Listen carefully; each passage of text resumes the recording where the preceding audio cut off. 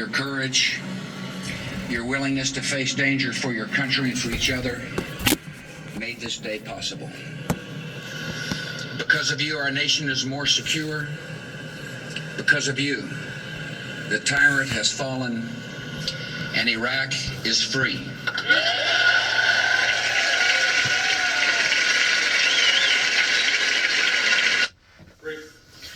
Good to be with you. I'm Katie Tur. Hard to shake that moment from your memory because it proved, oh, so disastrously wrong and made saying mission accomplished a joke in our national lexicon. So it is understandable that so many Americans are looking at this moment the same way. President Trump keeps declaring that the war is already won, that it will be over soon, and that Americans will be safer and richer for it.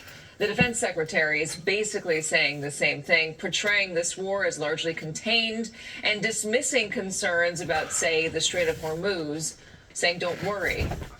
But Americans are worried, and they're largely not buying the administration's assurances because they've been sold that bill of goods before.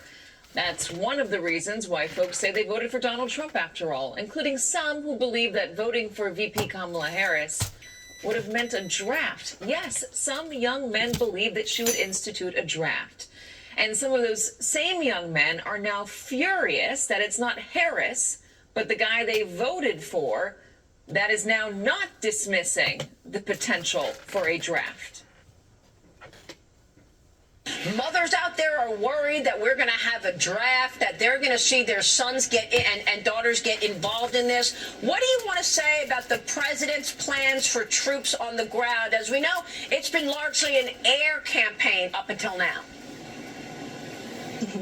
It has been, and it will continue to be, and President Trump wisely does not remove options off of the table. I know a lot of politicians like to do that quickly, but the president, as commander-in-chief, wants to continue to assess the success of this military operation. It's not part of the current plan right now, but the president, again, wisely keeps his options on the table. Levitt was asked about that again in the White House briefing a couple days later, and again, she said that is not off the table. Peter Hamby of Puck dug into the snowballing drama over that with reactions from young men, and they're angry. One Trump voter told pollsters that the war in Iran, quote, truly pisses me off, honestly. It makes me regret ever voting for him. It makes me regret even liking Trump, honestly. And with the whole Epstein shebang that's going on, he's really probably the worst pick to be president at the moment. Just one of the reactions. So how is the administration planning to get out of this? Axios, citing 3 officials from G7 countries, is reporting that on Wednesday, Donald Trump told them during a call that Iran was about to surrender. But on Thursday, Reuters, citing U.S. intelligence sources, reported that the regime is still largely intact and not at risk of collapsing. When asked about that reporting, the DNI and the CIA both declined to comment.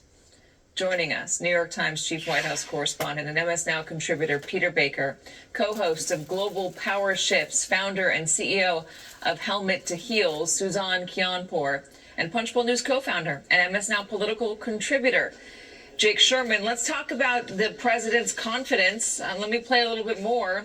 The president speaking to Brian Kilmeade about the war in Iran. It's all going to work out. Look, we took an excursion. We had the greatest economy ever. We still do. And we have to do a little excursion to get rid of mad people. It's going very well. We're way ahead of schedule, way ahead. We have virtually unlimited ammunition, and we're using it. We're using it. We could go forever. We could do things that would be so bad they could literally never rebuild as a nation again. And we're trying to be nice about it. When are you going to know when it's over? When I feel it. Okay. I feel it in my bones. When he feels it in his bones, Peter Baker. G7 leaders also reportedly said that they had no idea what the president wanted out of this war. What's the conversation like in the White House? Well, look, they take their cues from the president. Obviously, people around the president are nervous. They are watching the oil shock. They're watching what's happening in the Strait of Hormuz. They're watching the uncertainty in their own base. And they are anxious for this to be wrapped up in as successful a way as possible, as soon as possible. But as you say, we haven't heard from the president exactly what success looks like. It looks like whatever he feels it looks like, right? He says that all the time. He feels something might happen, therefore it's reality in his view. And if he feels they have unconditionally surrendered in Iran, well, that means they have unconditionally surrendered in Iran, even if the Iranians don't think that that's what they've done. So it wouldn't surprise me if he at some point decided to declare victory and go home. But for the moment, he seems intent on going forward and continuing to hit these targets. The question is whether or not he feels any escalation is going to be required to change the nature of the government, because we're not anywhere near regime change, it doesn't look like, and air power is a hard way to achieve that. Suzanne, we've seen so little out of Iran itself, so little obviously from the Iranian people. We don't have access to them. We also have not yet seen the supreme leader. We've gotten what is said to be a message from him saying he's not backing down and Iran will keep the strait closed to inflict economic pain on the United States and the world. Can you give me a sense, do you have any sense right now of what is happening in the country and how people are doing? Yes, so thankfully I did wake up to a few messages. Unfortunately, the internet is going out even for people with VPNs. One message I received was, there were some serious explosions last night. I'm just going to read this for you. There were some serious explosions last night and this morning. Knocked me straight out of bed, but I couldn't see any smoke. Everyone thinks they were bunker busters. And so this particular person who I'm speaking to has been trying to evacuate and is concerned about doing so because they've been bombing Basij checkpoints, and at the same time, they're not getting information, and they haven't seen this supposed so-called supreme leader, haven't heard from him. There have been reports that he's in a coma, reports his leg has been blown off. Many people think he's actually not alive. It would actually behoove the IRGC to not report if he is in fact dead, and that definitely diminishes their authority and shows that they weren't able to protect him and keep him alive, and that gets them closer to regime collapse. But it is absolutely terrifying for the Iranian people to be beholden to President Trump's feelings of him deciding there's a mission accomplished when it may very well be not a mission accomplished, where they could have been bombed and had so much death and destruction and loss of life, but still have to go back to living under a regime that will be even more vindictive. In fact, in June of last year, when we saw Israel and the U.S. bomb Iran, I had somebody who at the time was very upset that he was being bombed message me when they stopped and said, "What is Trump doing? Why isn't he finishing the job?" One of the concerns that I think a lot of folks have is when we go into wars, especially in the Middle East, we have a tendency of creating more enemies than friends. And we learned that lesson the hard way after Mission Accomplished, which is part of the reason why we played that. I mean, I don't need to go through the quagmire that we got stuck in and the terrorist cells that were created in the aftermath of the invasion. I know there was obviously the terrorism before that as well. But given the way that this administration is conducting this war and the way that they are parroting it, I wonder what that is doing and whether there's more concern. Let me just give you a couple examples. There's obviously Pete Hegseth and Donald Trump, but here's what the White House has been putting up on social media. We played the video game MASH a little bit earlier in the show. Here is them splicing up movie scenes with the Iran airstrikes.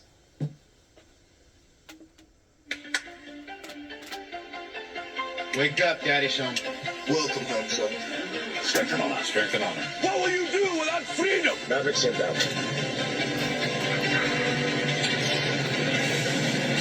You can't conceive of what I'm capable of. Finishing this fight. Yeah, I'm thinking I'm back. I'm here to fight for truth and justice in the American way. I am the danger. Yeah. Time to find out. That's the method. Here it comes. Now hit this! Flawless victory. Jake, on the first day of this campaign, this war, the U.S. appears to have bombed a girls' school based on old intelligence, according to reporting here at MS Now, and killed more than 100 kids. And at the same time, the administration is putting out these social media messages, making it seem like war is super fun and super entertaining. How's that going over in Congress? Well, war is hell, and we know that. And the rubber's going to meet the road, Katie, in the next couple of weeks, because they're spending $1 billion a day. $1 billion a day. I had James Lankford, who's a member, Republican from Oklahoma, who's a member of the Intelligence Committee, and who is a key Republican on a lot of issues, but was talking about how so there are nations in the world who don't spend $11 billion a year. We're spending $11 billion in about 10 days. And at some point, I know Trump says we have unlimited ammunition, we have unlimited means by which to conduct this war. We don't, right? We don't. The White House is going to come in the next couple of weeks to Congress and say we need 50, 100, 150, $200 billion to continue prosecuting this war. And guess what? They are going to need Democrats. They are not going to be able to do this on their own. Almost certainly not in the House, and definitely not in the Senate unless they use reconciliation, which I think is a bank shot for them to do. So the more content they put out like that, the less serious it makes it seem that they are. And I think the lack of public hearings, this kind of stuff, the shifting explanations doesn't do them any good. I mean, it might get them retweets, but I don't think it does them any good from an internal vote counting political perspective. Does anything turn the tide in Congress? I know Democrats are, largely against this, not all, but largely against this. Anything turn the tide for Republicans?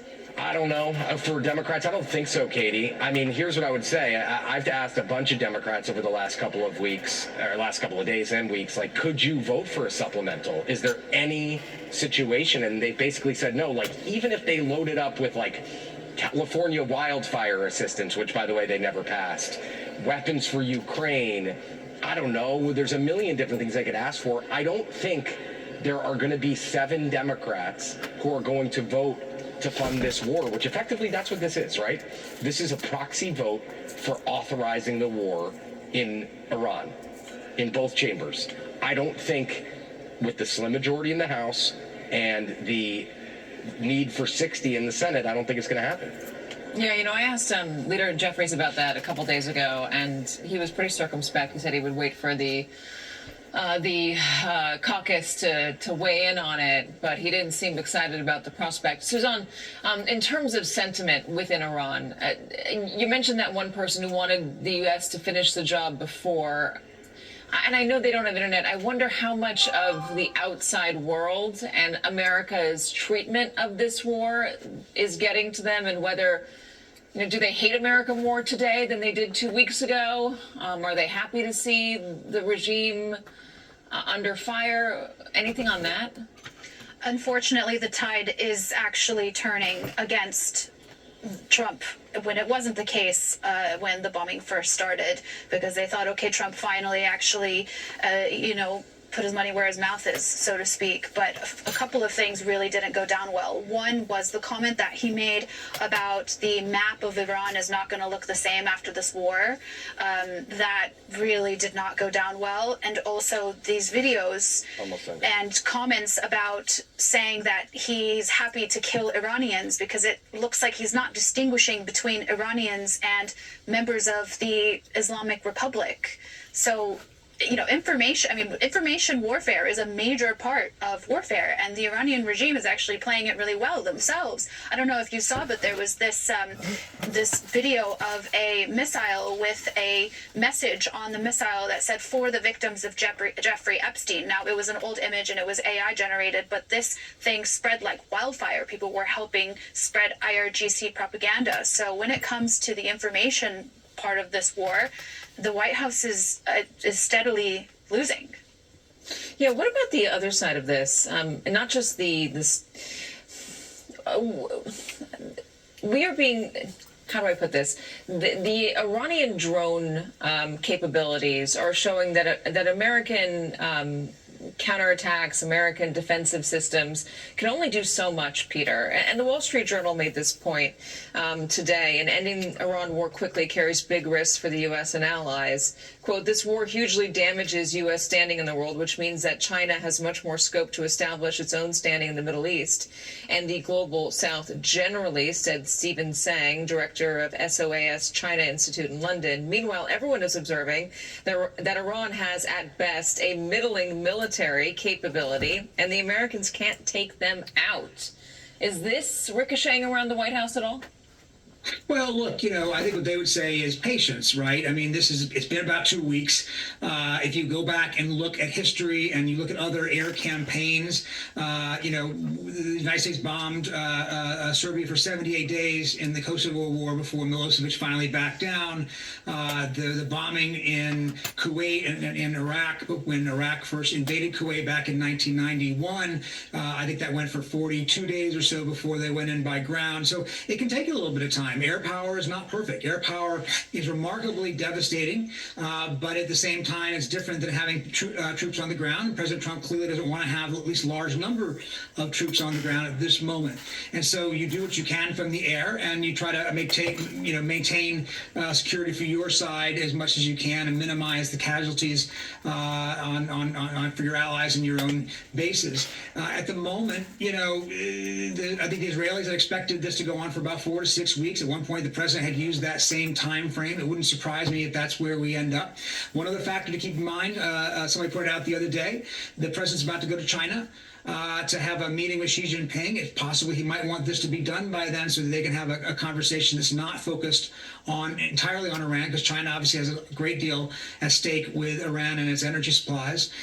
So we don't know. I mean, there's a lot of different factors at play here. And as you heard the president say, it's not clear what strategy he's pursuing when he's only following his feelings.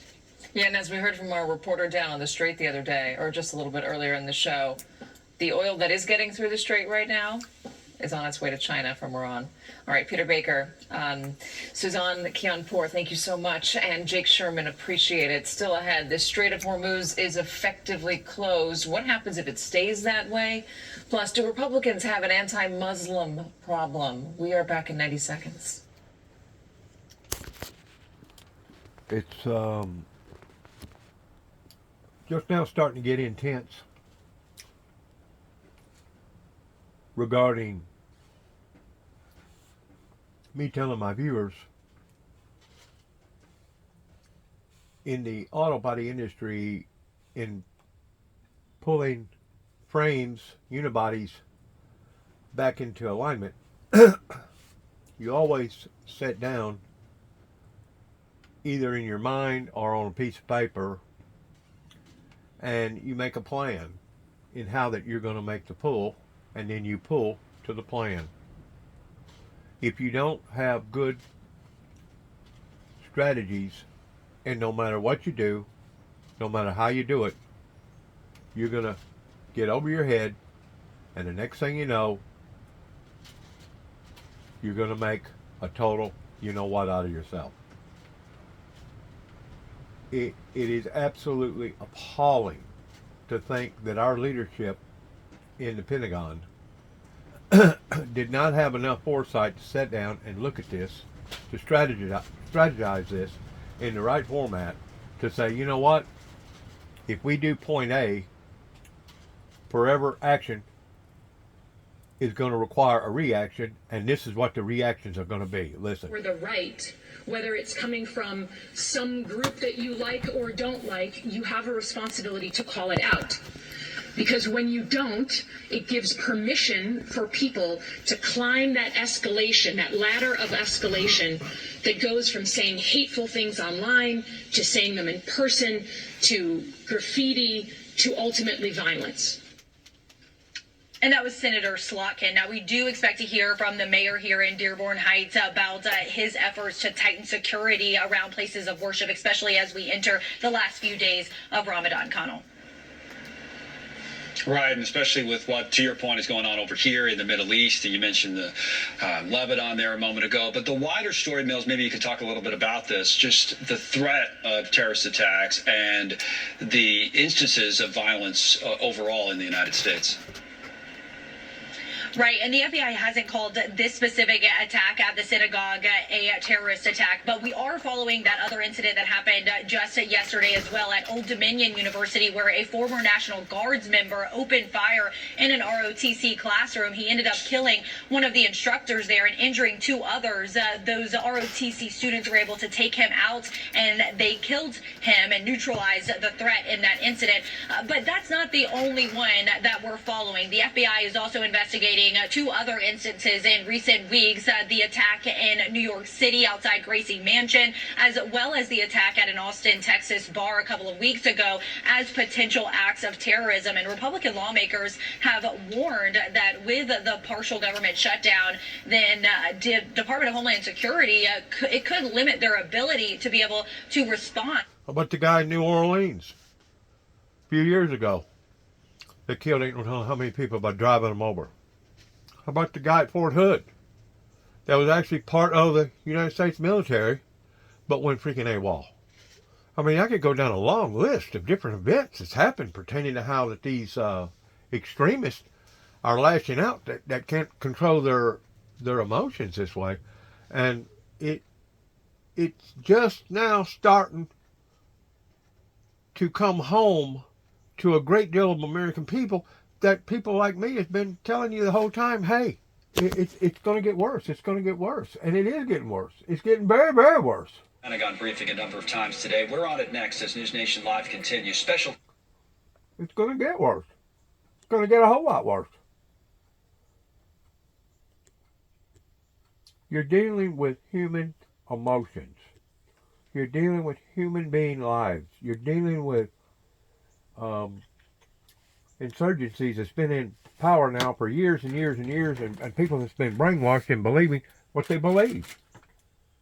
You think you're just going to take a magic wand and all of a sudden it's going to go away? Going to start to catch up to the Trump administration, because all these judges are human beings. They see what Donald Trump is saying as he tries to pressure his Justice Department to investigate his political enemies, and it appears today is one of the days where this is caught up, because this opinion, as you said, is replete with Donald Trump's own words, where he is seeking to bend the Justice Department to his will and to put pressure on them to do things that seem like they are just out of naked political motive and have nothing to do with the rule of law.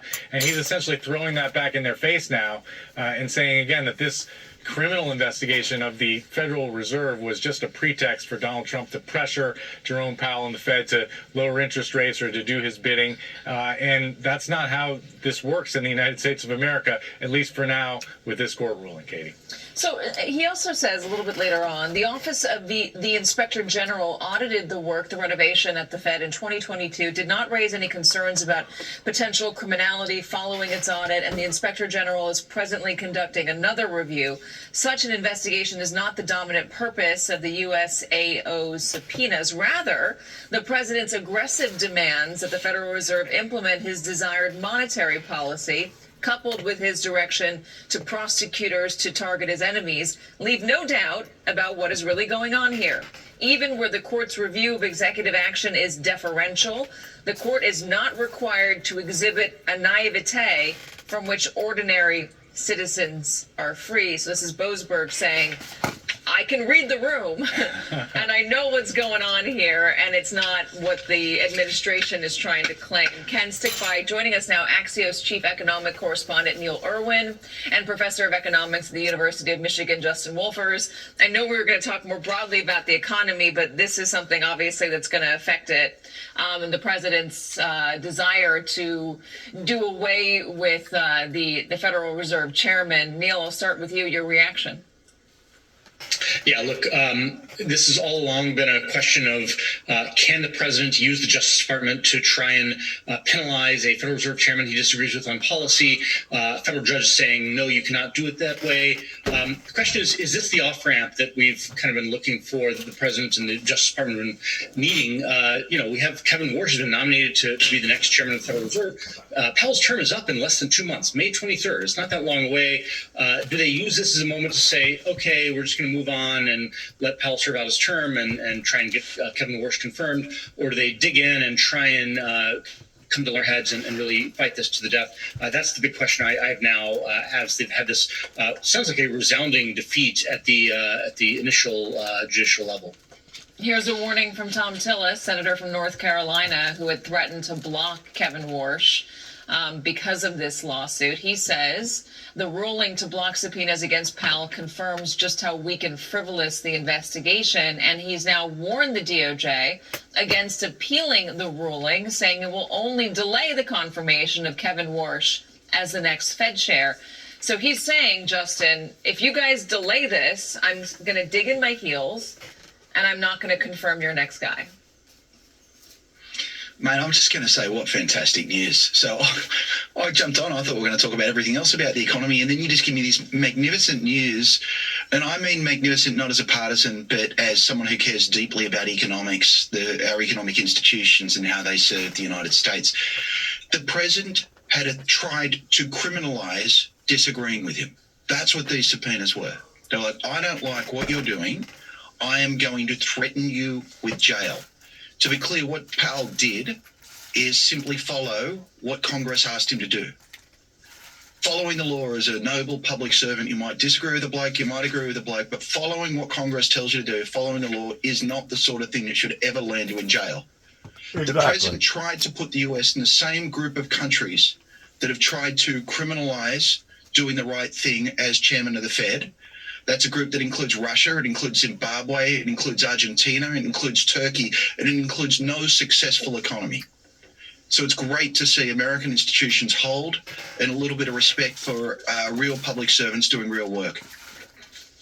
He also adds in this, Judge Boasberg, the Federal Reserve's control over monetary policy is uniquely shielded by law from influence by the individuals who hold elected office. And just to further emphasize his point, he is listing in this judgment, this ruling, all of the times that Donald Trump has tweeted or posted about Jerome Powell and how he's wrong, and how Fed rates are too high, too late Powell, et cetera, really trying to establish that, again, Ken, this is not about monetary policy so much as it's about Jerome Powell disagreeing with him and Donald Trump not having the control that he wants over the entirety of the federal government. Yeah, that's right. I mean, this is about as clear and as stark a ruling that you're ever going to see from a federal judge. Now, that doesn't mean this is the end of the story, Katie. If they appeal it, appeals to court will have a crack at it, could go all the way to the Supreme Court, because the Justice Department does have broad latitude to conduct criminal investigations, and they're going to argue that a judge can't second guess whether they think the law was broken over these renovations. But as a matter of common sense, does anyone believe that Jerome Powell, where he is in life and the figure that he is, was playing games with renovating the Federal Reserve headquarters and building, fancy elevators? 1 sec. Okay, here we go. Ken, 1 sec. Let's see if Janine Pirro is going to respond. Involving the Board of Governors of the Federal Reserve System. Now, the American public is fed up with public monies that seem to go into a black hole, especially in D.C., where no one is held accountable. One of the age-old tools that all prosecutors have to investigate any crime, including cost overruns, is a grand jury subpoena. Today, however, in Washington, an activist judge has taken that tool away from us by inserting himself and preventing the grand jury from even obtaining, let alone hearing evidence. He has neutered the grand jury's ability to investigate crime. As a result, Jerome Powell today is now bathed in immunity, preventing my office from investigating the Federal Reserve. This is wrong, and it is without legal authority. In June of 2025, Jerome Powell testified before the Senate Banking Committee, making, quote, questionable statements that did not comport with publicly available documents. And it was regarding the atrocious cost overrun of more than $1 billion. Oh my I didn't God. say million, I said billion, in renovations to his headquarters. This from the man who says that he is the steward of our public funds. In November, the United States Attorney's Office began an inquiry. Prosecutors from my office gathered information from months before we served 2 grand jury subpoenas. On December 19th, we sent an email to the Federal Reserve to have a conversation, a meeting, or even a phone call to discuss our concerns. There was no response. On December 29th, we sent an email to have a conversation, a meeting, or even a phone call to discuss our concerns. Again, we were ignored. We, in fact, asked to meet the first week in January. We were ignored. It was at that point that 2 grand jury subpoenas were issued to the Federal Reserve, not even to Jerome Powell. Again, no response, no compliance, but instead a woe is me video by Mr. Powell falsely claiming that he was being threatened with criminal indictment. And claiming victim status, Powell proceeds to call his political friends in D.C. and around the world to gin up support for himself, all the while refusing to produce simple documents. Now enter local District Court Judge James Boasberg, whose written decision on its face makes clear his antipathy toward President Trump and this administration. He quashes both subpoenas, thereby prohibiting us from reviewing any records and precluding us from submitting records to the grand jury. That grand jury, of course, comprised of ordinary people. Ladies and gentlemen, no one is above the law.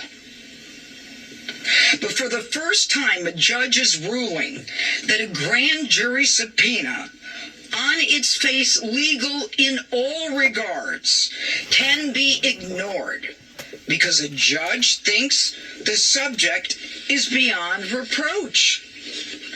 This is a decision that is untethered to the law. It creates chaos where any defendant who wishes to evade an investigation, guilty or not, can allege I'm a victim, I'm being targeted, and therefore you cannot investigate me. And if you find the right judge, you'll buy it. This is the antithesis of American justice. Exonerating anyone without any records, without an investigation or question, is not how our criminal justice system works. This judge has put himself at the entrance door to the grand jury, slamming that door shut, irrespective of the legal process, and thus preventing the grand jury from doing the work that it does. So what is the law? What is the law? According to the United States Supreme Court, the highest court in the land, certainly higher than the court that Boasberg is on, a grand jury, every grand jury, has broad discretion to, quote, investigate merely on suspicion that the law is being violated, merely on suspicion the law is being violated, or because it wants assurance that the law is not being violated. In fact, I thought that was reasonable suspicion, but go ahead. Grand jury may act on tips and rumors. Right here are the cases and the citations from the highest court in the land. And yet this judge is shockingly requiring the government to show something akin to probable cause, and those are his words, probable cause, in order to justify the issuance of a grand jury subpoena. Folks, probable cause is not and never has been the standard that prosecutors in this country need in order to go into a grand jury. I go This along with is that. not and has never been the law of the land. That's right. You're saying And right so, now. this decision today by Judge Boasberg runs directly afoul of our highest court's admonition that courts and judges must not and cannot saddle grand juries with mini trials and preliminary showings that impede a prosecutor's investigation and thus frustrate the public's interest in the fair and expeditious administration of justice. No one, folks, is above the law. And this outrageous decision will be appealed by the United States Department of Justice. Go ahead, sir. Do you think that your office's failure to attempt to prosecute 6 members of Congress? I'm not here to talk about 6 members of Congress. I'm here to talk about the fact that the grand jury has a job. They look at evidence. They decide whether they want to indict. If they don't indict, so be it. And if you want to know what the judge thinks, go ask him. Exactly. Next question. Can I get your reaction to statements from Senator Tom Tillis, who you know has been blocking and vowed to continue blocking? You know, honestly, I don't know and I don't care, and I'll tell you why. I am in a legal lane. All of the rest is white noise. I don't care what they say. I have a job. I have the ability to go into a grand jury. There are questions that the American public and people in D.C. are entitled to know where $1 billion has gone. Demanding. And that's my focus. But he is asking for an assurance that the investigation into Powell has ended it. Are you willing to concede? Did you hear what I just said? Yeah, I just said that this decision will be appealed by the United States Department of Justice. That's the answer to your question. We're looking at 1001, and we're also looking at a statute having to do with fraud, but it's up to the grand jury to make that decision. We're $1 billion over in cost overruns. Are you kidding? $1 billion? We're not talking about huge buildings here. Go ahead. How large is Trump's pick, though, President Trump? I don't even know who he is. So isn't this just essentially holding up President Trump's pick or any forthcoming picks since Senator Till has said he will not vote? Okay.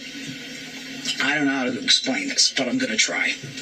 I've been a prosecutor, a judge, a DA, and now a United States attorney for well over 3 decades. Politics is not the lane I'm in right now. Right. And I have a charge and an oath to the Constitution. And my job is to present evidence, and I can do so when I can merely on the suspicion that the law is being violated, or even just because I want assurance that it's not. I'm not in those lanes. And I will not allow myself or my staff to be in those lanes. And that's why we brought crime down in this jurisdiction. We are focused on the law. We're focused on the people of the district. We are not focused on politics. Go ahead. As far as I'm concerned, Greenspan should have been called on the carpet pertaining to some of the decisions they made. Can you just state for the public record How did you have the idea or, the impetus to start this inquiry? First of all, he's totally wrong in his assessment of the dates, and that's why we're doing a motion to reconsider, because he got his dates wrong. And as far as I'm concerned, this was something that was of public interest. It was something that the Senate Banking Committee wanted information on, and it is something within my jurisdiction and my charge. But I want to tell you a story. When I was a young prosecutor, I was one of the first people to investigate child abuse as a crime. Everyone thought it was a social problem and not a criminal justice problem. The kids are better off with their parents. There was an organization, and that organization didn't have a very good reputation. And it was one of the societies that was out there trying to prevent cruelty to children. And I set up a relationship where they would bring me cases. And people were outraged that I would deal with this organization. And my answer to them 30, 40 years ago, I'll deal with the devil. I'll take a case from the devil if you can give me information that will lead me to possibly find a crime. It doesn't matter where a case comes from. It doesn't matter. I can have a suspicion. I can read the newspaper. I can just want to make sure he didn't commit a crime. So don't make the judge is wrong on his dates. He is wrong. That's why we're not only appealing, we're making a motion to reconsider. Okay, I want to say one more thing, and I think it's important that you guys hear this from me. There's another way of looking at this, and that is that it's not just the public being fed up with this stuff. It's the fact that what we've got are grand jurors who were supposed to hear this, and they haven't been able to hear any of this because someone has decided that they're not entitled to hear this. Can you take this? Thanks. This process has been arbitrarily undermined by an activist judge. We have a process. We have been asking for information about a matter that has raised questions in many people's minds. Senate banking, the public, the papers, it doesn't matter. So give me the information so I can assess it. Give me the information so the grand jury, comprised of regular Americans, can say, there's nothing here. And I'll accept it the way I accept other cases. Okay? Whatever it is, we'll abide by it. What we don't accept is a judge standing in front of the door of a grand jury blocking our access, a role that has never been envisioned, a role that will now be used by other defense attorneys around the country, who's going to come in with a client and say, oh, my client is being targeted, don't you dare go in the grand jury. A judge says, yes, the guy's bathed and washed in immunity, and you can't go after him. The process should have been allowed to run its course, and it wasn't. And shame on them. I agree with that. Oh, cut it out. Do you know how many convictions we've got? Cut it out. You're in one lane. We have cleaned up this city. Oh, yeah, historic? Really? I'll tell you what's historic. What's historic is that I prosecute everything other than 10% of the cases, where the United States attorney before me didn't prosecute 67% of the cases. That's what's historic. I'm willing to take a not guilty. I'm willing to take a no true bill, because I'll take all the crimes and put them in. Thank you. Hey, Jude, that's all the time we have. You don't get no clearer than that, folks. I mean, that's pretty cut and dry right there. Just like I've been saying all along. Whenever my brother and I out here decided that we was paying some interest with 3 little children across the road, and contacted the abuse center in Nashville and the abuse center in Weakley County, Dresden, Tennessee, and then to think, less than 10 days after my brother died, they come and arrested me, and now I got to plead guilty to stalking? Excuse me? to my neighbors across the road that we was concerned about 3 little children either being neglected or abused, and to come to find out a few years later, the mother's rights of the children got taken from her, indicating that there was a problem with the mother pertaining to doing damage to the children. Anytime it reaches a level that you get shunned, prosecuted, violated, reprimanded for doing the proper and right thing, something is wrong with our laws. And I'll say that in front of Tommy Moore. I'll say that in front of Judge Pence. I'll say that in front of Tommy Thomas. I'll say that in front of Mike Wilson. I'll say that in front of Randy Brundage or any other law enforcement agency in Northwest Tennessee. Something is entirely wrong whenever you are being a concerned citizen towards doing what you're supposed to be doing, and then you get punished for doing it. Same thing that she's talking about here. Didn't follow proper protocol. What are we going to, yeah. And there's no doubt, stuff that I went through, my brother and I went through before he passed away in 2017. There's no doubt, little bitty stuff like this goes on in your back alley, backwoods courts, backwoods judges, backwoods attorneys, all the time on a local level. On a local level in some form or fashion. Because somebody gets the better edge. Or somebody don't want somebody to know the whole truth and only bits and pieces of the truth. But whenever you reach a level of what she's talking about pertaining to the Supreme Court, that is huge. That is huge, and it's actually a mockery to our courts. It's a mockery to our Constitution. It's a mockery to our Declaration of Independence. Way to get there by continuing to... And I've used this as an analogy before in some of my other work that I put out to the public, using the strategy towards a prison example. That whenever you're in a prison, it don't matter if it's a local prison, don't matter if it's a jail, don't matter. I mean, they basically go by the same set of rules, which is if you're in a pod, let's say there's 20 guys in there or 20 girls in there, and something breaks out, and somebody gets badly injured or possibly even killed, and everybody in that room did not see or hear a thing. Whenever you have an established concerning citizenship being run that way, you are no longer being run in a decent, civilized manner. You're being run either by fear or intimidation or infuriation or something, which is not according to our standard policies and rules.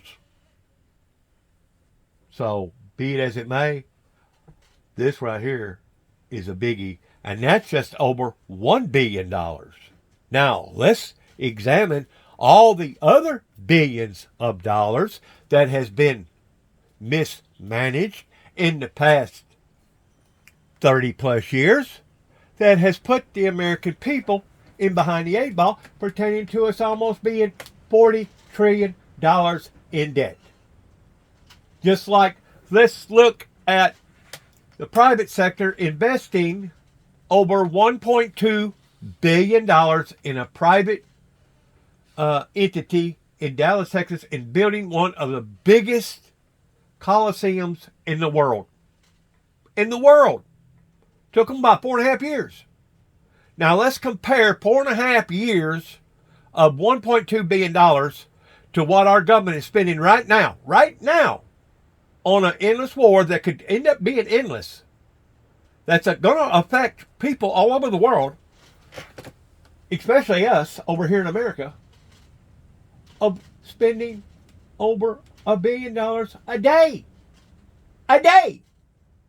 Wrap your head around 4.5 years versus every day. Which do you think sounds more reasonable and acceptable using a common sense strategy? And I'll let my viewers determine that, because I'm going to sign off here by saying God bless America, God bless our troops, God bless our endeavors towards which way that we go from this moment on, because I guarantee you the American people are fed up with this.